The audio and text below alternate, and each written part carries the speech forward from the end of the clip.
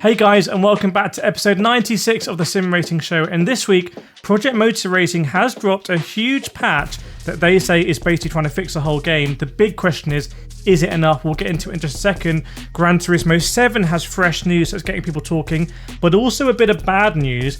And MOZA has just stepped into completely new sim racing territory with its latest hardware reveals. We'll also talk about NASCAR arriving in one sim, iRacing trying something completely different with iRacing Arcade, rFactor 2 randomly returning with more content, and MotoGP 26 finally getting a release date. Let's get into it. Alright, Project Motor Racing have just done two things that feel like they're trying to fix everything. First up, free content. So they've dropped a 2013 Ford Falcon V8 supercar, and you can get it right now through the Mod Hub.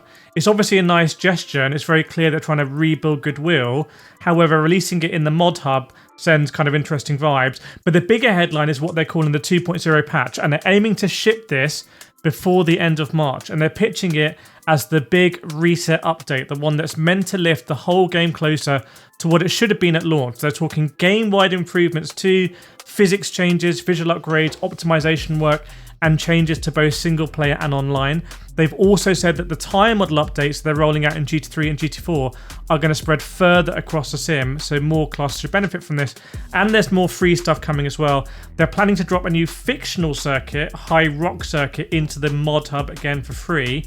Now, on top of the 2.0 patch, they teased their first proper DLC pack, also due at the end of March, Japanese GT500.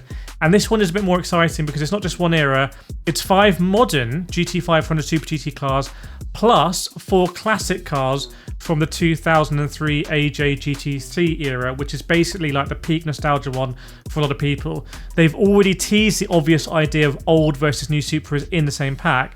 And if they can pull this off, it could be a pretty cool content drop that other modern sims struggle to compete with. So Project Motor Racing are clearly trying to do a big turnaround here. Free car now, big 2.0 Foundations pack, free track in the Mod Hub, and a proper GT500 DLC pack straight after. Now, I'm still playing Project Motor Racing. When I test equipment, like all this equipment here, when I test it, I do it on Project Motor Racing. I'm not making much content on it because I'm not sure whether the game has enough interest in it. So again, let me know in the comments. I see some of you in the comments saying go back to it.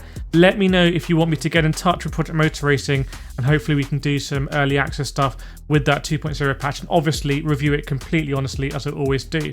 Now, from software to hardware, MOZA have just announced some pretty wild stuff because they're expanding again.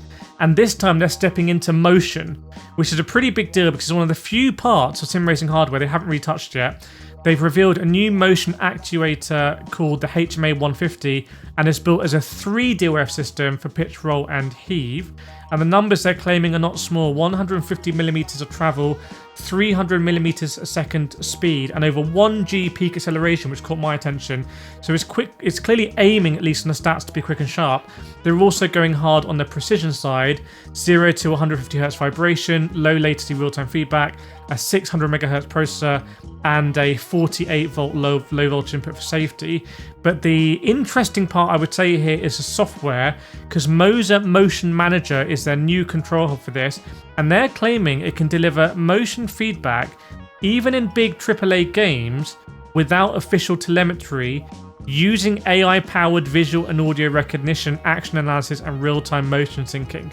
That's a big promise there.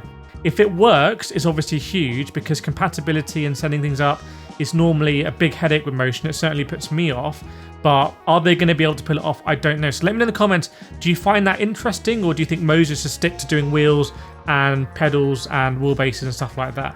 Now, speaking of big announcements, Gran Turismo 7 is back to teasing updates in the most Gran Turismo way possible.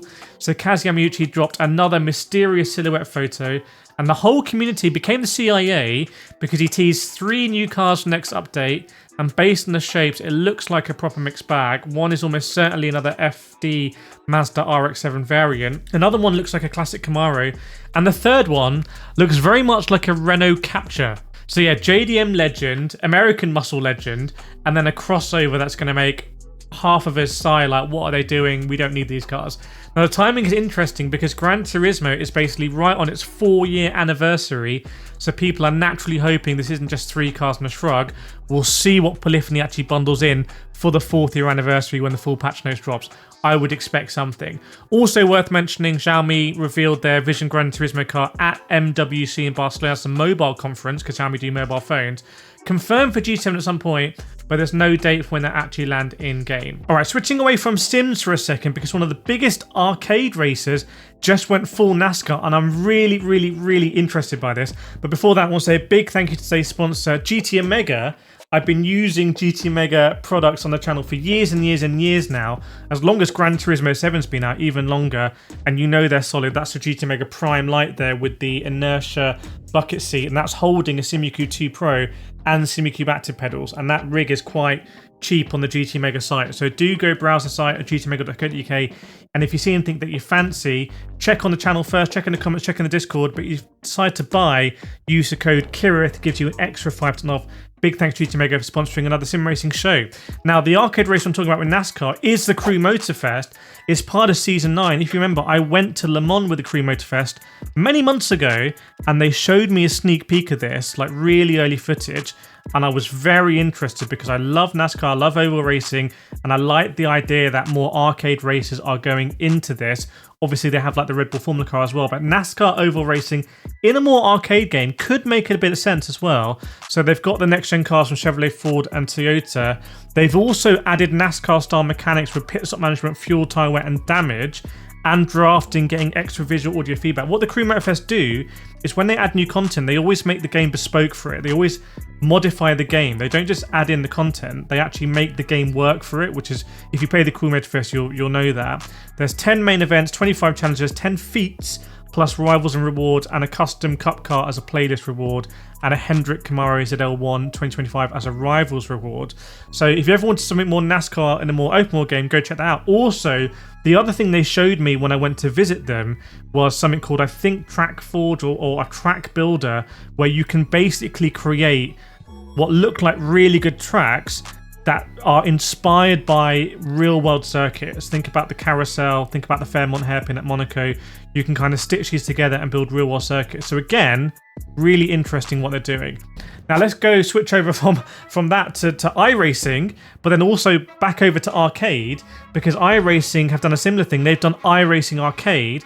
It's out now. It's basically iRacing doing a less serious take on racing compared to what we used to. It's made by Original Fire Games, the same people behind Circuit Superstars. Disclaimer, I worked on that game, but that game, you know, wasn't a massive success. It had its issues. I think a lot of it to do with the camera angle.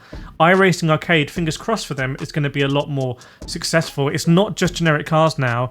You've got a Porsche 911 G3 Cup car. You've got the Fiat 500 car as like an entry-level car. You've got hypercars. You've got an F4 car. You've got proper tracks like Knockhill, Imola, and Bahrain. And I've been playing it, and I really like it. And I like the career mode as well. You get an area where you build out your team HQ. You expand your garage. You hire AI drivers. AI drivers can win championships for you. There's power-ups as well, which kind of make it a bit more fun. The time attack stuff in it is really good fun because it gets to the core of like trying to drive fast in this game. It reminds me of go-karting. It's a lot of fun. They need to add more content. Come on, iRacing, add more content. And if you're playing iRacing Arcade, let me know in the comments, because maybe we can do something cool with the game. Maybe do some giveaways or get some more access there. Now back to Gran Turismo, because there's been a big change to the World Series calendar, and maybe Formula One should take note. By the way, if you enjoy the sim racing show, it's your first time here, hit the subscribe button right now. If you're watching and not subscribed, hit the subscribe button for me right now. I want to see on this episode, let's get the most subscribers we've ever had on a single episode. I'll let you know how that goes next time. So Gran Turismo 7 World Series Round 1 in Abu Dhabi was scheduled for Saturday 28th of March, has been cancelled. The World Series Round 1 has been cancelled. Polyphony say it's down to safety, with the wider situation in the region, one way of putting it, being a factor right now. If you had tickets, because I know I've been to many World Series events before, and I've seen many of you guys there before, and it's been really cool to do all that. But if you bought tickets, apparently full refunds are going to be processed through Ticketmaster.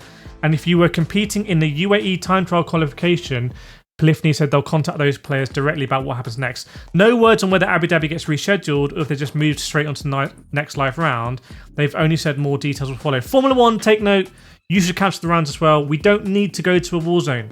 This is sport. We don't need to go to a war zone and kind of like, you know, take away resource from helping people out there already. We don't need to go there and be a distraction. Like the world, you know, the Formula One is big enough to not need to go to war zone areas right now, in my opinion. Let me know if you disagree. Maybe it's a controversial opinion. Right, staying with updates, rFactor 2 has randomly popped up again with another little content drop. So since Le Mans Ultimate has taken most of the focus from motorsport games, rFactor 2 often takes a back seat. But sometimes things pop up. Formula E cars have popped up, and I'll be in Madrid in a couple of weeks at Formula E, so hopefully getting some cool stuff there. And Zolder came, and now KartSim has picked up new Rotax branded karts. So they're included for free if you already own the KartSim Pro UK pack, which sounds great until you realise the pack is £499. It's aimed at teams and, you know, drivers practicing. But yeah, so more content coming. Motorsport games able maybe to kind of get their footing a little bit and support their other titles as well. Now, a quick one for bike racing fans. You might have seen me do the commentary on the Daytona 200 with Moto America, which is awesome. And you know, MOZA are coming out with something to do with MotoGP that I can't talk about, obviously. But MotoGP 26, the game, now has a date. It's landing on 29th of April. Milestone are also promising some pretty big changes this year. A new dynamic rider rating system, fresh physics with 2 handling styles, Arcade and Pro, and an expanded career mode as well. And a big one, MotoGP is coming to the Nintendo Switch. So they're clearly trying to widen the audience beyond the usual platform. So I'm big into my motorbikes at the moment. And also, I'm doing a sim racing track day at Castle Combe. It's happening. Keep your eyes peeled for that. It's obviously limited spots because of the pit lane. If you watch these videos and you have a car, doesn't need to be a track car, because I'm going to be taking my Peugeot RCZ, and you want to just, like, you know, get involved with the community, go to the track, have some fun. I am doing it with RaceLogic and some other brand too, the RaceLogic back there. Thanks so much for your support. I really appreciate it, and I'll see you next week for episode 97.